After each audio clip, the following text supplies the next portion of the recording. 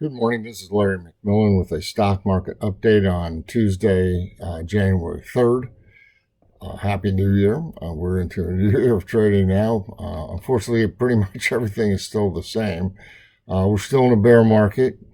The trend lines of the S&P 500 chart are pointing downwards. And while we do have a few buy signals floating around, we are still maintaining our core bearish position. The big picture is that there's resistance up near the downtrend line of that bear market around 4,100, and there's support at the last year's lows at 3,500. So which one of those will be broken first, or maybe both will be broken? It's a little bit unclear at this point because we've been in a fairly tight range here recently, between about 3760 and 3850 or so. Above there's resistance at 3,900 to 3,940, and below that support at 3,700. So those are all short-term trading levels, but the big picture is we're still in a downtrend. The equity-only put-call ratios are continuing to explode, basically. There's been a lot of put buying.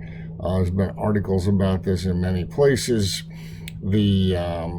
The rationale is that there is some sort of arbitrage going on that is inflating the put buying, but still the overall trend of the put buying has forced these ratios up into oversold territory, and as long as they're rising, they remain on sell signals.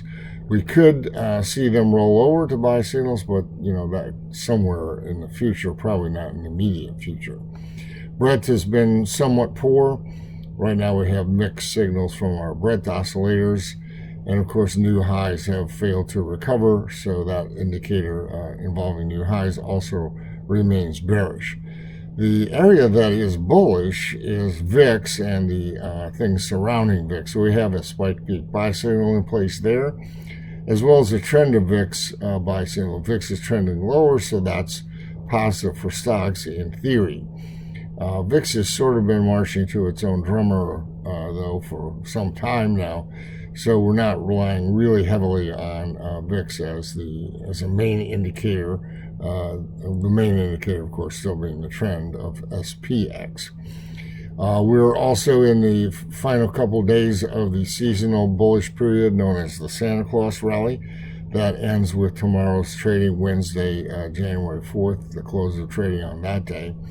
If we're below where we started on December 23rd, moving into this positive season, then that would be a further negative for stocks. So overall, we still have this overriding downtrend. We will maintain core bearish positions because of that, and then we will trade other confirmed signals around that as they occur. So right now we're pretty much light on signals, but a lot of things are potentially setting up.